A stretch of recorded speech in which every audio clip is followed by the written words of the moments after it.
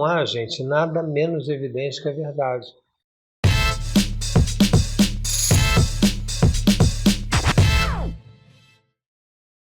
Olá pessoal, sou Jorge Forbes. Estamos aqui para mais um bate-papo entre o Silvio Genesini e eu, como a gente tem feito com uma certa regularidade, explorando temas que são importantes nesse momento de passagem, nesse momento que a gente está vivendo de um verdadeiro tsunami tecnológico que se abateu sobre nós humanos e que a gente está dando tratos a bola de como é que a gente vai viver nessa nova época, nesse novo mundo, nessa Terra 2, como nós costumamos chamar.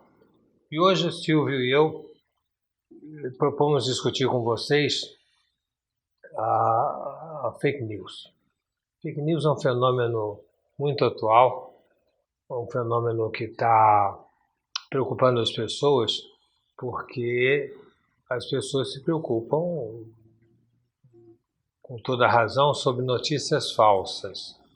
Não é? Nós tentamos nos organizar em relação ao mundo, em relação a certas certezas e certos parâmetros estáveis, e agora uma progressão imensa dos meios de comunicação, que qualquer um de nós liga, pega seu telefone celular e espalha pelo mundo uma notícia, criou-se um problema de saber como é que eu posso me orientar frente às notícias que eu sempre desconfio se são verdadeiras ou se são falsas.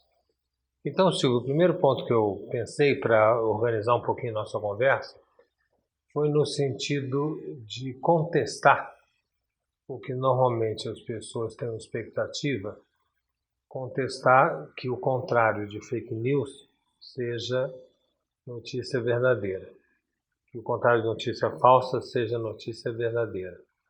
Porque se eu aceitar que existe uma notícia verdadeira, eu estou dizendo que a verdade é algo evidente. E não há, gente, nada menos evidente que a verdade. A verdade, para encurtar um pouco a conversa, ela é um construto lógico. Ela depende da maneira que você organiza a captura do mundo e o que você vai chamar de verdade, ou chamar de mentira ou de falsidade. Mas quando a gente vê os debates hoje em dia nas redes sociais, na televisão, tem sempre um elogio ao bom senso. O bom senso diz que, e ficam perguntando que o bom senso não diz nada, e que ciência sem consciência nada mais é que uma parceria do engano. O contrário, então, de notícia falsa, eu acredito que a gente poderia dizer que é a notícia verificada. Nós temos que verificar as fontes de cada notícia. E nós vamos confiar, tem um quê de confiança? Nós vamos confiar mais em tal fonte e vamos confiar menos em tal outra fonte. É claro que nós vamos confiar mais em tal fonte baseado em nossa simpatia, às vezes conhecimento pessoal, a tradição, a história. Tem vários elementos que fazem que a gente confie mais numa fonte em outra, mais, sei lá, num jornal X do que no jornal Y, ou rádio, ou televisão, ou rede social, e assim por diante. Mas eu acredito que as pessoas têm grande dificuldade de encarar que a verdade, no fundo, a verdade em última instância, tem o quê de opção da pessoa de acreditar que aquilo é dessa maneira. Tem uma escolha.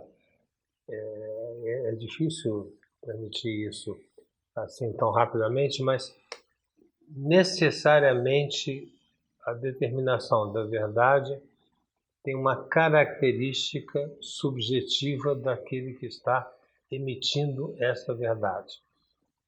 Vou dar um exemplo e me calarei para poder te ouvir.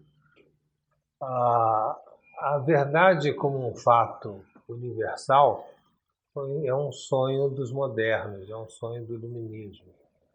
Quando, de repente, nós começamos a fazer uma orientação dos humanos, não pela natureza, como foi no tempo primeiro dos gregos, não pela religião, como foi no tempo segundo, mas pela razão. O iluminismo, que data do seu início no século XVIII, buscava não mais orientar, como falei, a vida humana pela natureza ou pela religião, mas pela razão. E a razão científica. Então, nós temos um cientificismo que, na minha área, na medicina, é muito evidente quando um médico pega um exame, pega uma chapa de raio-x, uma tomografia, uma ressonância magnética e diz: os seus exames mostram que. Se você sair desse médico e for no mesmo andar, no amigo desse médico, os seus exames vão mostrar outra coisa. Se você for no terceiro, no quarto, no quinto, os exames mostrarão terceiro, quarto e quinto verdades. E mesmo assim a pessoa não se dá conta dessa relatividade da verdade, uma vez que ela, como dizia Jacques Lacan, a verdade não pode ser dita toda. Mas o fato dela não poder ser dita toda, ela angustia as pessoas. Eu acho que já falei bastante para começar, para te passar a bola. O Jorge, eu acho que esse tema aí todos têm um interesse, está super debatido. Ano de eleições aqui no Brasil, ano de eleições nos Estados Unidos, aí reguladores, governantes, pessoas públicas, todos preocupados com essa questão da fake news e com dificuldade de, obviamente, de achar uma solução. Talvez seja uma questão não solucionável. O pessoal, inclusive, começou a usar não fake news, mas desinformação como um conceito alternativo. Uma questão, talvez, para iniciar, se tem uma possibilidade de que um pedaço possa ser verificável, como você disse, porque essa questão de verificação seria uma boa solução para fake news. Seria uma distinção entre o que é verdade factual e verdade não factual. Acho que foi a Hannah Arendt, a primeira que, quando começou a falar do totalitarismo lá, dos regimes totalitários, cunhou essa expressão verdade factual. Essa verdade factual é alguma coisa, isso aconteceu ou não aconteceu, então ela poderia ser verificável. A gente percebe que mesmo determinadas verdades factuais geram interpretação, mesmo, e a verificação não é tão simples. Então, você acha que essa distinção é uma distinção possível, que a gente possa trabalhar com verdade factual, que seria verificável, e as outras verdades que são expressão de opinião, e aí expressão de opinião tem essa característica de não ter verdade nenhuma possível, nem ser verificável, porque é, obviamente, expressão de opinião. Como você vê se essa distinção da existência de uma verdade factual ou não factual existe, ou se não temos fronteira com relação a isso? Essa sua pergunta tem uma questão de base. Existe acesso empírico direto ao mundo ou todo acesso é uma interpretação? É uma questão filosófica crucial. A minha resposta seria: não existe acesso direto, só existe interpretação. Agora, a interpretação em si não é qualquer interpretação. Você pode definir bases de interpretar de um jeito ou de outro, de um jeito você aceita, outro jeito você não aceita, você questiona. De imediato eu te responderia isso. Eu acho Sei que é muito conceitual a resposta. Não, mas é conceitual e boa, porque eu acho que mesmo as questões ditas como verdades factuais são muitas vezes interpretáveis, e a verificação é uma verificação que, de certa forma, gera dúvida, e muito mais as outras que são expressão de opinião. Outro aspecto que, de certa forma, complica a questão de como você trata fake news, e que a gente já falou sobre isso aqui, é a questão de inteligência artificial. A inteligência artificial cria realidades alternativas muito próximas do que nós chamamos hoje de realidade. A história mais recente, que é a fotografia da princesa, aonde num olhar menos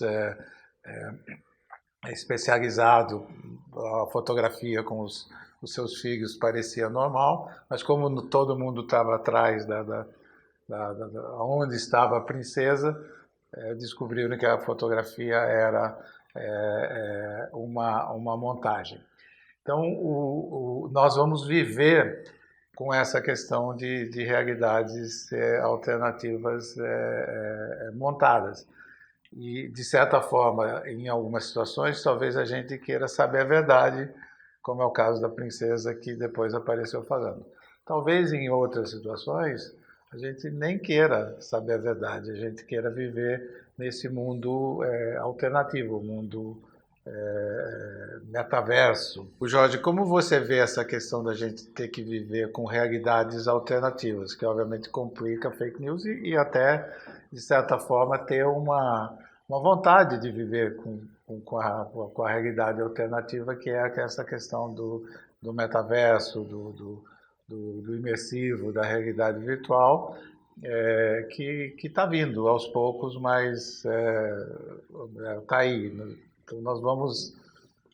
a realidade alternativa, o metaverso, meio que veio para ficar. E ela entra no meio dessa questão de encontrarmos fake news e desinformação junto. Qual a sua percepção? Eu estava pensando, Silvio, num exemplo bastante simples, que eu acho divertido. Você pega seu telefone celular, como se chamava antigamente, e você tira uma foto. Aí você não gostou muito da foto, a foto é meio escura, você tem maneiras muito simples de fazer aquela foto mais clara. Aí alguém chega para você, não, Silvio, deixa sem filtro. Quantas vezes eles falaram isso, quantas vezes já me falaram, para vocês também. Gente, qual é a foto sem filtro? Quando a máquina, quando você está com o seu celular na mão, eles padronizaram um filtro, que é o filtro que você tira a foto. Nós estamos sendo filtrados nesse momento por essa câmera, vocês estão recebendo isso nos seus computadores, tem uma outra filtragem, vocês podem pôr em branco e preto, podem colorir mais, podem escurecer, podem tirar a imagem, né? Então, como é que a gente pode dizer, não, sem filtro você tem a clareza? Eu acho que são figuras imaginárias muito interessantes, que respondem a uma angústia do homem nesse momento, de pensar o seguinte: se a máquina, ou se a inteligência artificial, mais especificamente, faz tudo aquilo que eu faço, eu sou a inteligência artificial, a inteligência artificial sou eu. Então, uma crise de identidade muito grande. E a nossa identidade não pode mais se basear em relação a essas notícias, porque elas podem ser falsas e podem ser verificáveis. E insisto que não exista verdade que não seja produto de uma escolha. Eu escolho entender isto dessa maneira. Existe uma escolha. Quando eu digo que existe uma escolha, alguém pode dizer, então quer dizer que existe mais verdade? É isso mesmo que eu estou dizendo. Que a verdade não é uma verdade única, ela é múltipla, dado que nenhuma é completa. E eu acho que essa questão de escolha é bastante importante e ela explica, de certa forma, a polarização, porque quando a gente tem polarização esquerda e direita... Isso é muito importante. Você efetivamente fez uma escolha e aí o que seria a verdade, entre aspas, deixa de ser tão importante porque você escolhe eu o acho que... muito legal você falar isso, porque fica mais claro para quem está aqui conosco nesse bate-papo, nesse Papo Vit, Bitpapo, que é o seguinte, me perdi. Que a polarização. A polarização. Então, acho muito importante para quem está aqui nesse bate-papo conosco, de pensar na polarização. A polarização, como o Silvio falou, ela evidencia o momento atual e a falta de uma verdade última. Se houver uma verdade última, não haveria polarização, haveria convencimento, porque eu demonstraria que existe uma verdade superior a todas as outras, então eu poderia me adequar mais ou menos. Seria uma questão de adequação, não de escolha.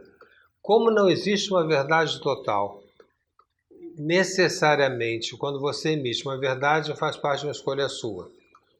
Mas é fácil você falar de uma escolha sua? Não, porque se é uma escolha sua, você pode pensar imediatamente que você está se enganando. Como é que você sabe que você pode estar se enganando?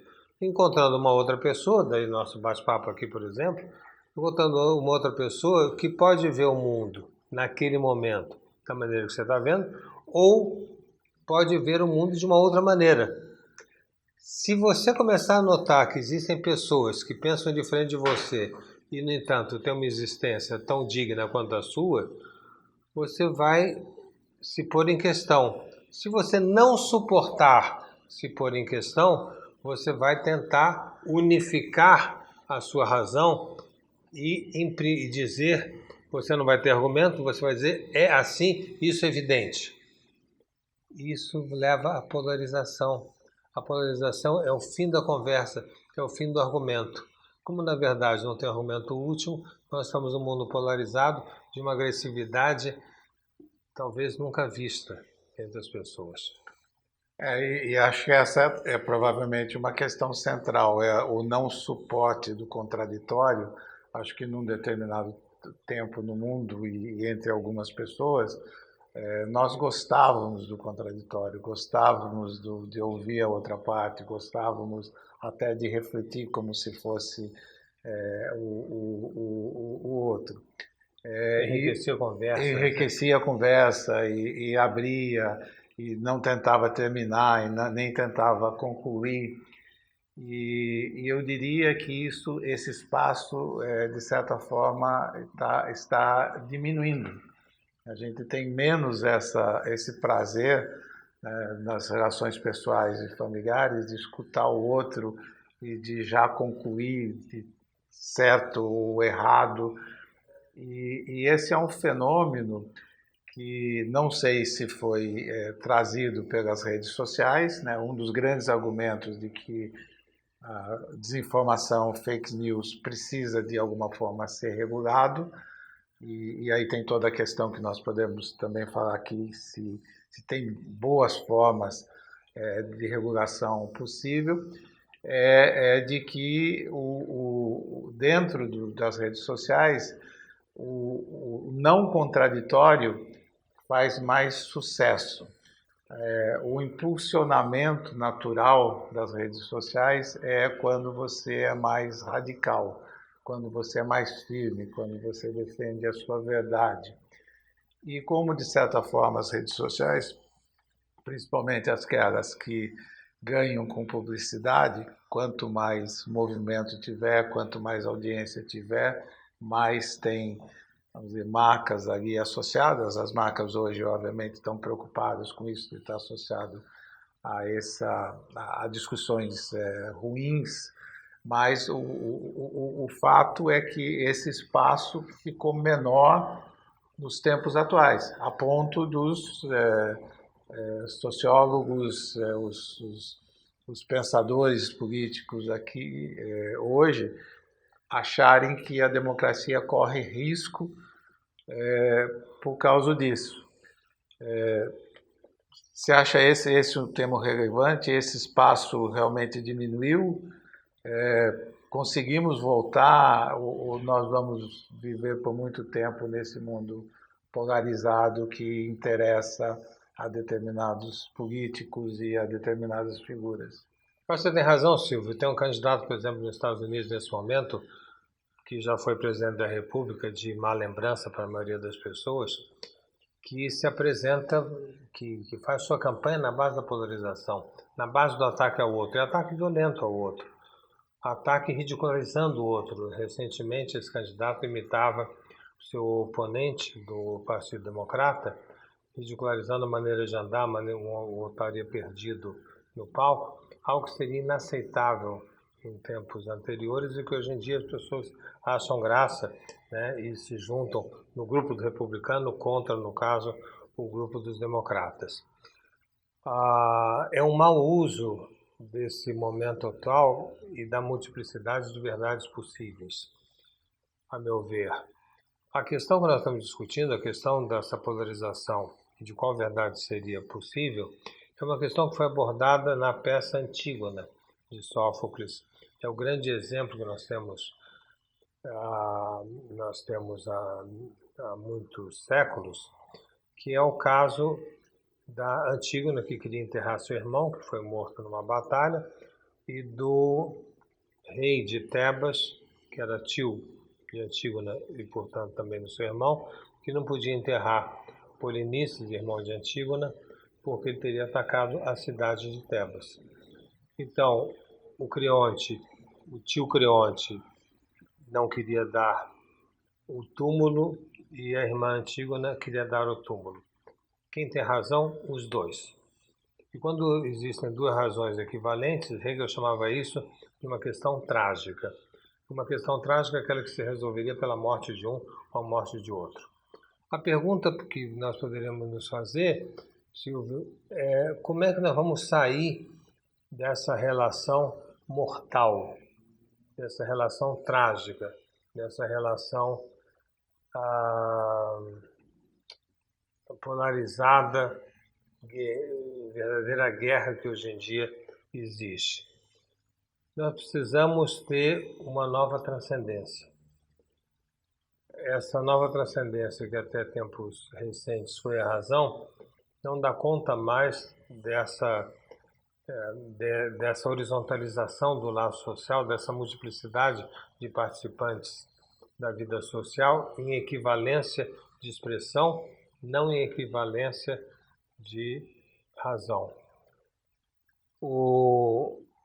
Algumas pessoas, entre elas eu me incluo, que pensam essa questão, entendem que haverá uma supremacia do lado social, uma transcendência. Você busca, quando você quer saber qual é a transcendência que está unindo as pessoas, você pergunta assim, pelo que as pessoas dariam sua vida hoje? O paulista de 60, 70 anos de idade, ou 80 anos de idade, que está nos assistindo, se lembra de 68, dos estudantes que deram sua vida por uma revolução. Por uma causa. Por uma causa. Os filhos dessas pessoas fariam a mesma coisa hoje? Não. Isso quer dizer que os filhos de pais que lutaram contra a ditadura são os alienados? Não. Mas eles não morrem mais nem pela revolução, nem pela religião e nem pela guerra. Mas as pessoas morreriam, dariam suas vidas, por exemplo, pelos seus filhos. Aquilo pelo que você dá a sua vida, pelo que você sacrifica, é um sagrado, não tem nada a ver com religião. Tem a ver exatamente só com isso, pelo que você sacrifica.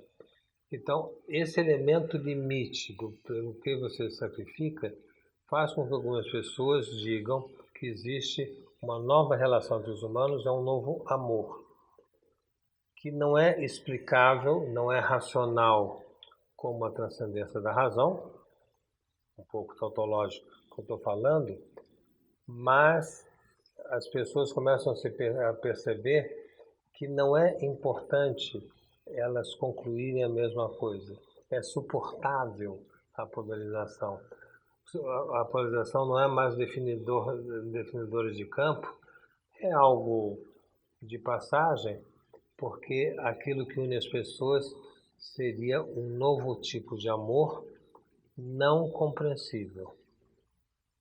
É um pouco denso o que eu estou falando, é um objeto de estudo meu, é um pouco... Quem está nos assistindo vai falar, mas que Katsu ele está Não, falando? essa é uma base que a gente tem de Terra 2, né? É. Que a gente, dentro da BIT e o Jorge, tem defendido esse mundo novo, que tem uma nova transcendência e que nós acreditamos bastante que isso já está acontecendo. Esse mundo está aqui, provavelmente numa nova geração, num grupo de pessoas, e talvez a questão mais relevante é como é que isso se espalha, porque eu acho que nas bordas ainda tem gente que tem um nível de radicalidade e o sagrado não chegou.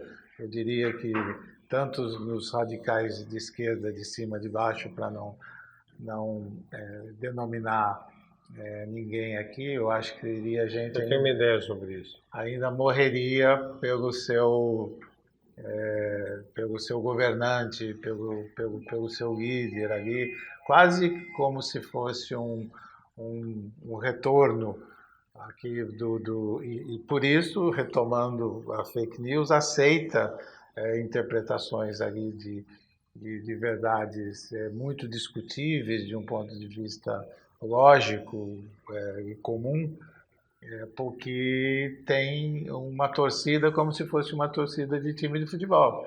E numa torcida de time de futebol, você foi pênalti, não foi pênalti, se marcou, você sempre não aceita o contraditório como a gente está falando.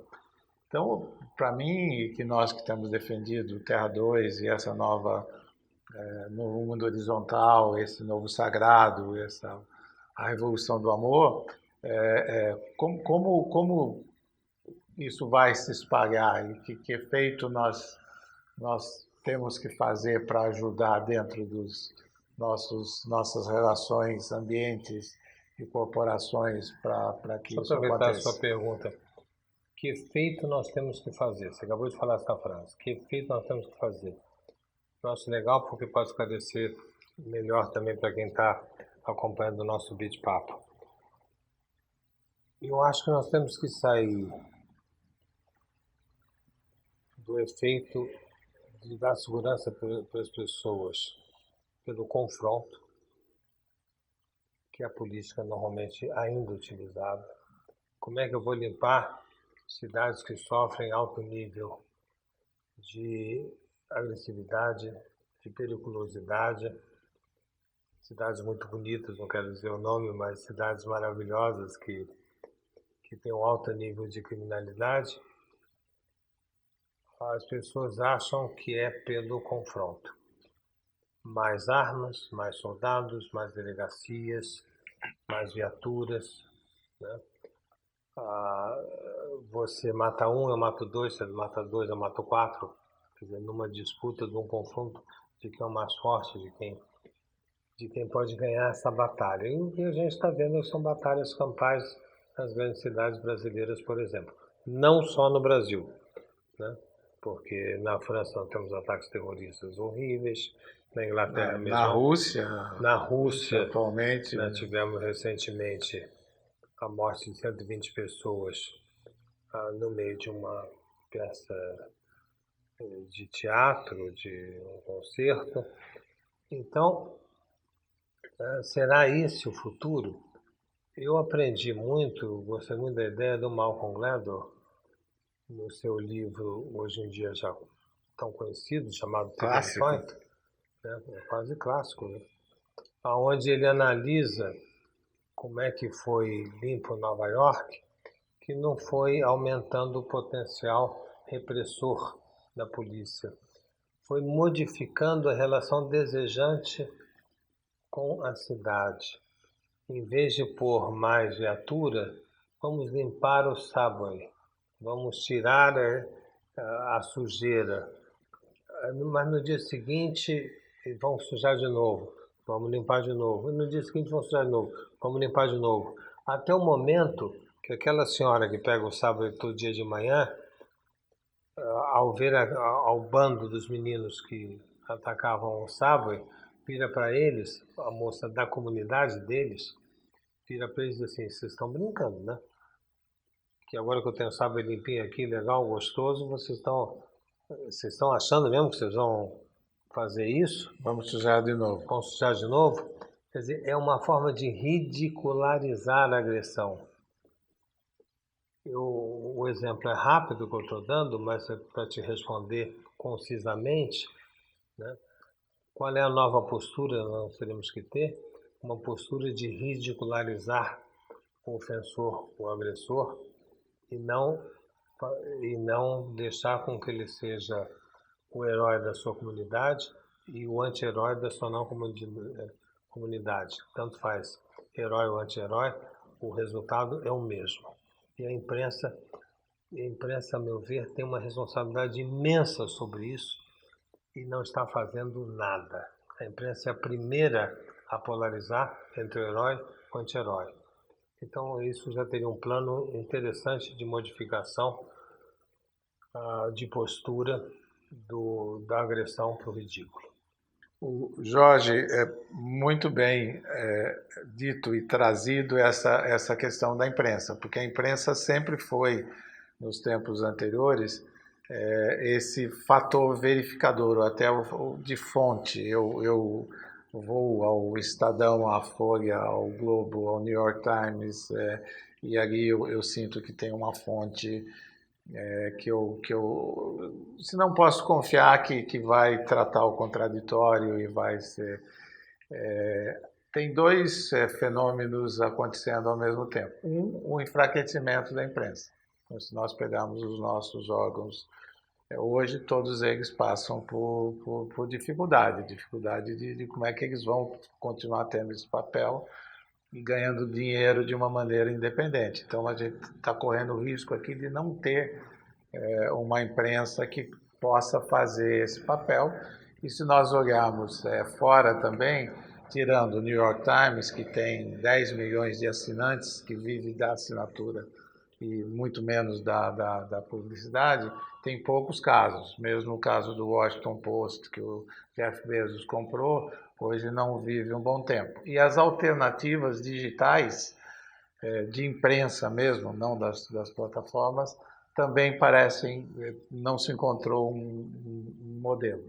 Então, esse que se chamava o quarto poder, acho que você deve se lembrar, que era um quarto poder ali, ou moderador, ou influenciador, ele hoje corre perigo. E, por outro lado, as plataformas digitais que viraram a nova praça, usando essa metáfora que a gente discutia na praça, que é o Facebook, o Instagram, o TikTok, o Twitter, o X, o que for o nome, ganharam bilhões de pessoas. Então, eles dominaram e são empresas privadas, com interesses privados e com os famosos algoritmos, de certa forma, secretos, ou a gente não conhece como funciona. Vide o sucesso do TikTok.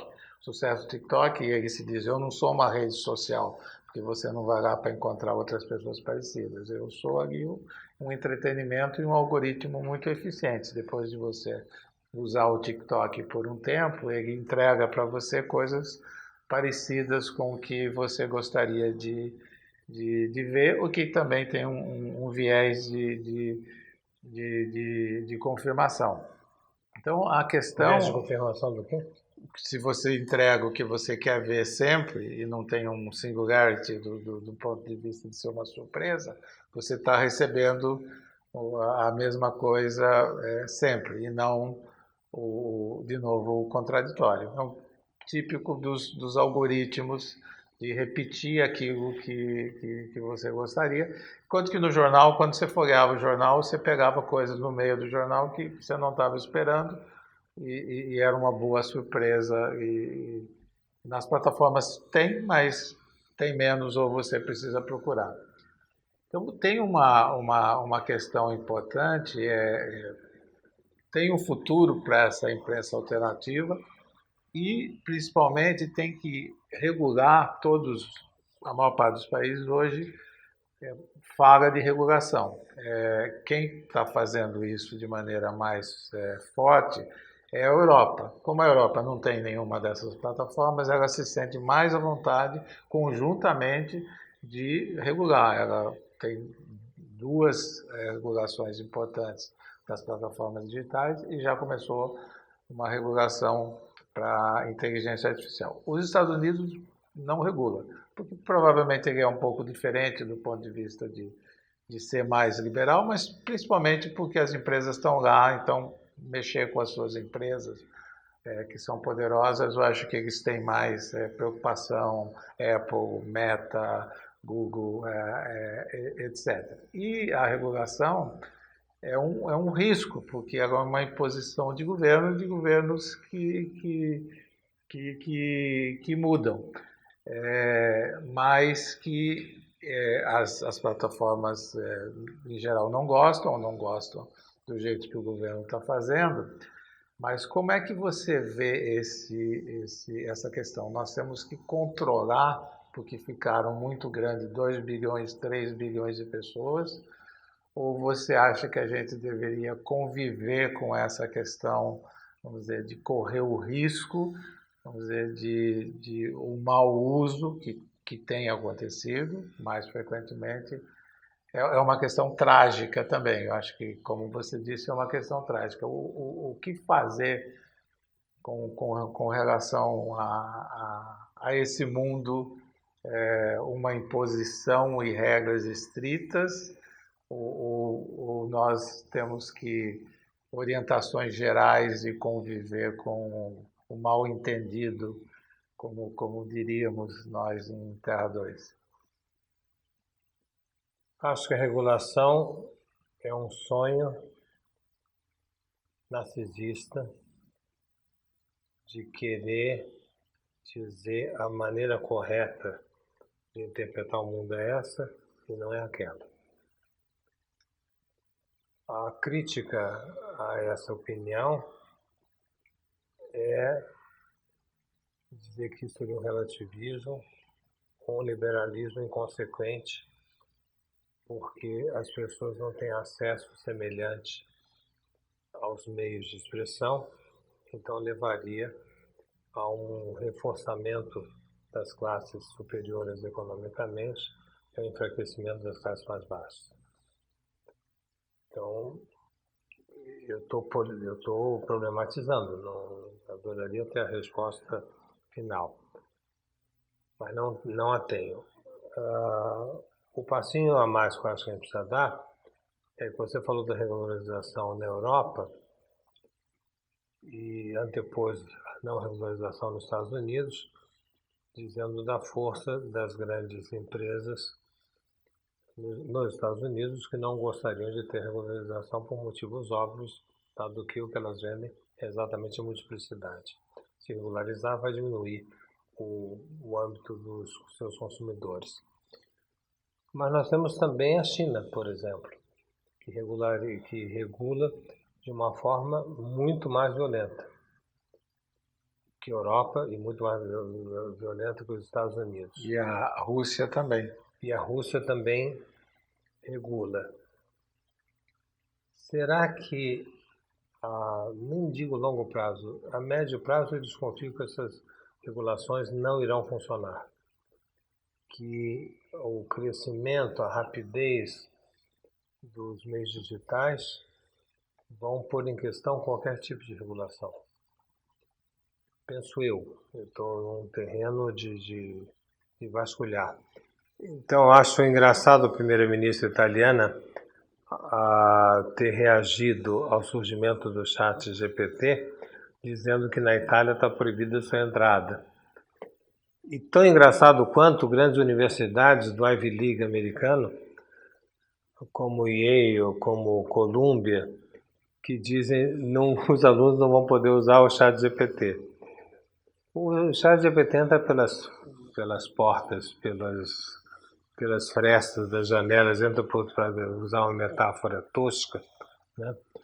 Mas nesse mundo líquido, como diria Bauman, não é através de não entra aqui que isso vai funcionar. Então, acho que o que será necessário é saber como é que a gente vai ser complementar, insisto com o termo, complementar com o desenvolvimento tecnológico.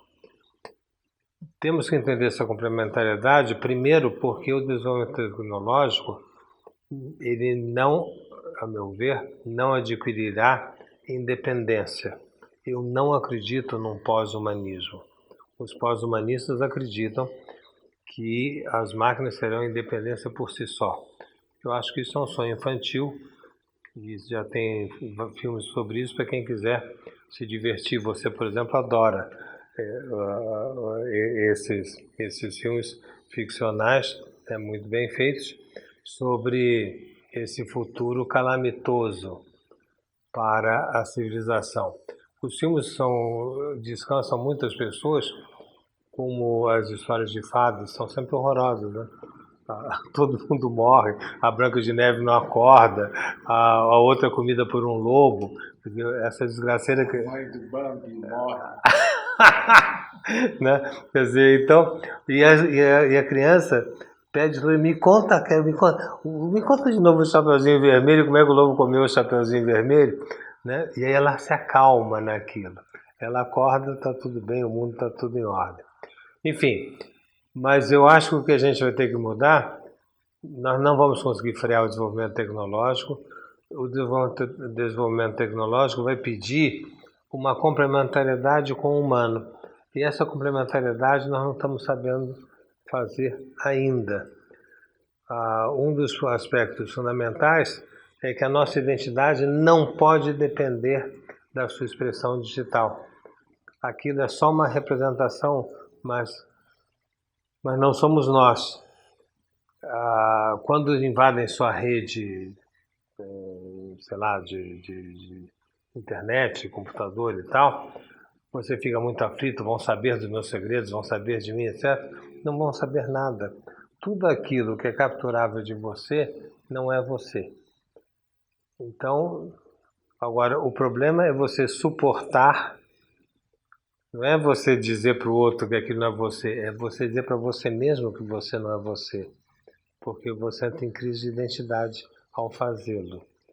Sabe qual é a melhor solução para isso? Fazer análise.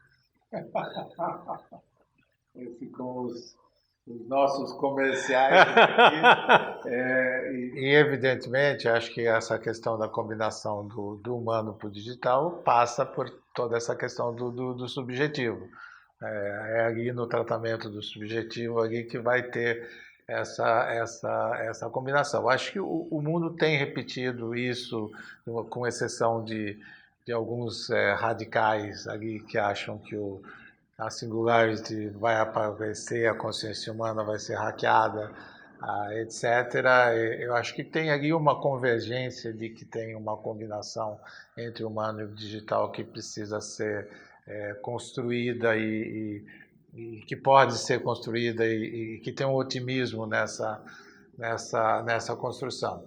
O que eu acho que tem um risco efetivo é que a tecnologia, que a gente não pode ter medo, e a gente concorda que não pode ter medo, está concentrando-se cada vez mais em poucas empresas, e empresas muito poderosas, mais poderosas do que nações, e que valem muito mais do que todas as outras empresas. E fazem isso por mérito. A Microsoft ter se juntado cedo ao OpenAI e ter o benefício do ChatGPT antes das outras, fez ela hoje a empresa mais valiosa do mundo, mais valiosa que a Apple. A Apple começou a cair, a Microsoft subiu justamente por isso.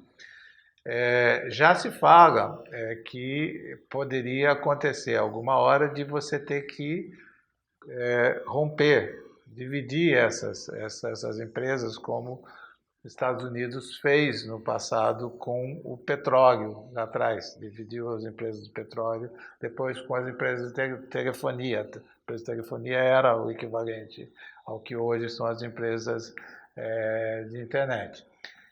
Isso é uma intervenção, vamos dizer, estatal em alguma coisa e que ali começa a aparecer uma pressão por essa concentração. Poder demais em poucas empresas.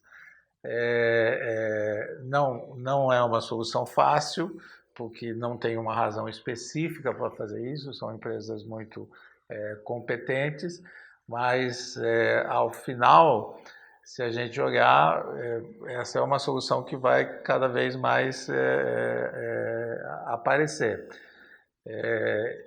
Isso eu tenho dúvida, não sei que futuro seria, porque no fundo você ter cada vez mais todas as inovações muito concentradas não tem um benefício, deveria ter ali uma certa democratização do uso dessas informações, o que hoje acontece menos. Então, o futuro do mundo passa por uma questão de essas empresas são tão fortes e como é que nós nos relacionamos com elas porque têm as tecnologias, mais até do que a relação com a própria tecnologia. Não sei se o que você acha disso, se isso é algo solucionável, e obviamente tem a China. A China tem ali um poder monolítico, a Rússia tem um poder monolítico, nós estamos vivendo com poderes monolíticos, onde até a implantação de uma Terra 2, de uma nova transcendência, pega um poder que está num outro estágio e que tem outros tipos de interesses e de objetivos que nos afastam de ter uma Terra 2. Qual que seria essa Terra 2 nesse ambiente onde tem uma concentração de poder tecnológico e político? Para mim, esse é o dilema importante desses novos tempos ali, de novo, sem nenhuma crítica a essas empresas que fizeram, vamos dizer, um desenvolvimento muito competente do ponto de vista capitalista. Eu acho que você falou muito bem, apontou um ponto que preocupa o mundo, que a tecnologia digital vai criar uma diferença social mais importante do que as diferenças oriundas dos meios de produção que criaram da Revolução Industrial até aqui. Se lá vimos a concentração da riqueza em mão de poucos e uma grande quantidade de pessoas ganhando muito menos, uma diferença no Brasil, por exemplo, entre quanto ganham os presidentes de empresa e quanto ganha um faxineiro, que é uma diferença ainda imensa, que é menor na França, é menor na Inglaterra, etc. Mas isso não importa. Essas diferenças serão nada frente às diferenças digitais. Então a crise social é esperado que seja muito maior. Que já está havendo, mas não está sendo percebida, e será percebida dentro de pouco tempo. Um meio será a educação digital, porque nós estamos criando analfabetos digitais. Então, analfabetos digitais, porque a tecnologia avança, mas o conhecimento dela não avança.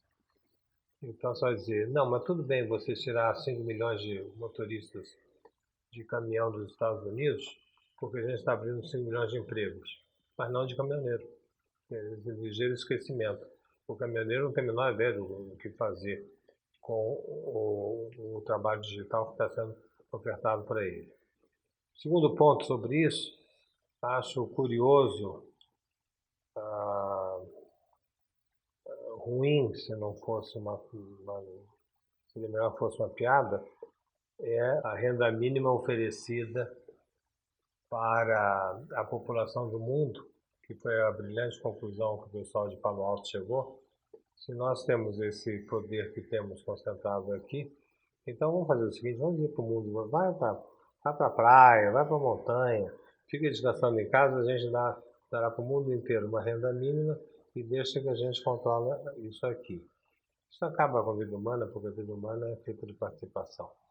Eu não vou nem entrar em detalhe porque isso é um absurdo. Né? Você tirou a participação, acabou. E o terceiro aspecto é a democracia.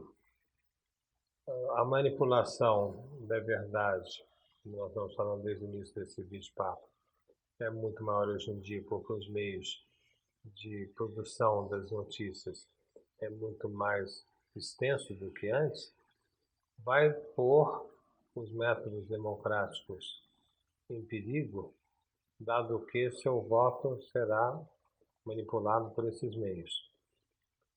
Porém, só para dialetizar a discussão, embora o bom senso vai dizer que antes não era manipulado e hoje é, antes era manipulado também. Também tinha um convencimento, também tinha promessas falsas, etc. Então não é que nós éramos verdadeiros e estamos falsos.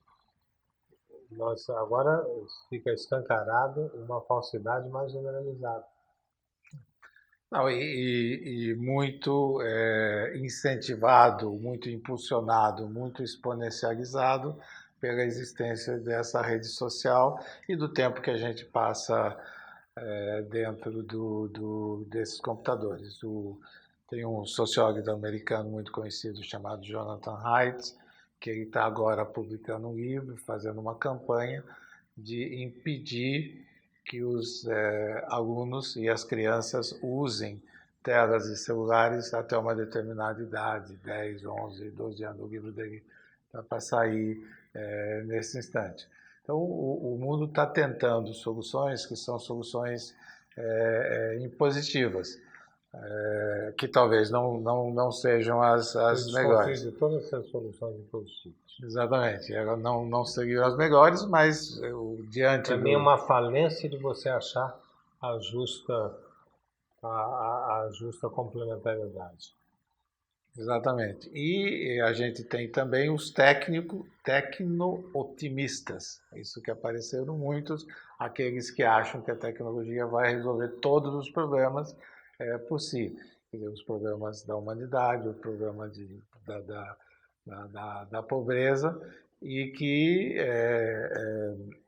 vivem um pouco nessa questão de que se você não consegue empregar todo mundo, você dá uma renda básica e, obviamente, a renda básica você cria um sub-humano, né? Porque a renda básica não permite que ele participe do resto do que a humanidade está participando e todos os benefícios da evolução da tecnologia. Então, eu acho que a falência da compreensão do mundo está evidente, né? Nesse momento que a gente está vivendo, é um disparate que a gente está vendo, guerra aqui, guerra ali, mortes, assassinatos, roubos, mostra o quão nós estamos despreparados para entender esse novo mundo.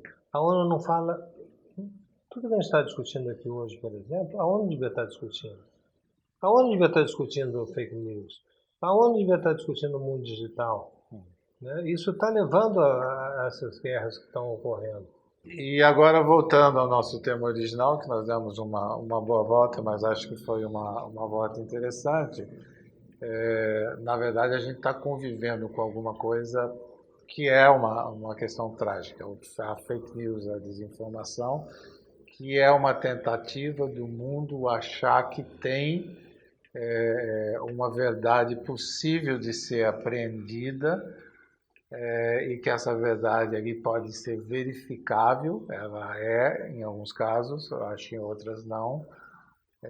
Aí você tem toda essa questão de cerceamento da conversa, porque se você escolhe um lado e diz que o outro lado não pode fazer, coisas que aconteceram nas universidades americanas recentemente, está associado a toda essa política de cancelamento que já teve, e a impossibilidade que hoje tem de viver a tolerância e o contraditório.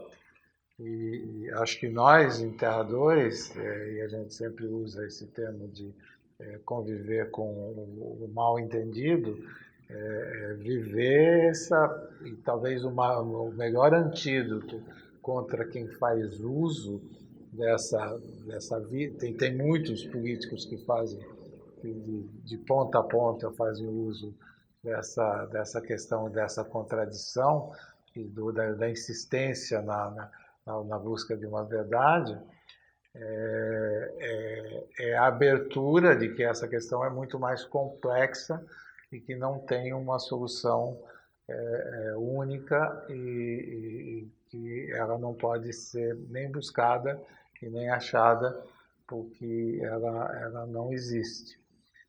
Então, é uma questão que a gente vai voltar a debater, ela não vai sumir, ela está associada a questões atuais super relevantes, mas talvez um dos problemas mais prementes do mundo hoje. Eu concordo, Silvio, estamos indo para pouso. Vocês que nos acompanharam, foi um imenso prazer estar aqui. De novo, desculpa não ser mais conclusivo. Não é mais conclusivo porque não é conclusivo. Porque nós temos que viver com inconcluso, não com concluso. E se fosse para deixar aquele recado último, às vezes, o que você diria para... Né? Eu vou pôr a pergunta, o que eu diria assim, como o último aspecto dessa discussão? Eu diria duas coisas.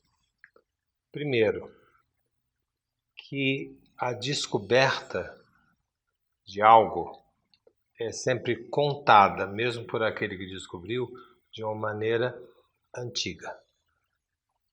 Repito, o discurso da descoberta, o que eu falo a respeito do que eu estou descobrindo, é velho em relação ao que eu estou descobrindo. Porque quando eu descubro algo, eu só tenho um vocabulário anterior à minha descoberta. Nós temos que melhorar o nome aos bois que a gente está dando, porque nós temos inúmeras coisas que estão sendo descobertas e estão sendo nomeadas com nomes anteriores. Isso nos leva a enganos ruins e ao uso ruim das descobertas. Segundo e último aspecto que eu queria chamar a atenção. Gente, há uma tentativa de responder, como insistimos aqui, ao fake news através de um discurso supostamente científico. Vou dizer uma coisa triste para quem quer se basear nisso. A ciência se constrói dentro de uma epistemologia científica. Eu faço uma bomba atômica cientificamente. Eu faço um avião cientificamente. Mas o uso que eu faço da bomba atômica e do avião não tem nada de científico.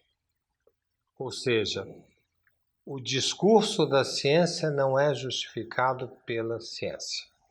É justificado pelas escolhas que nós fazemos.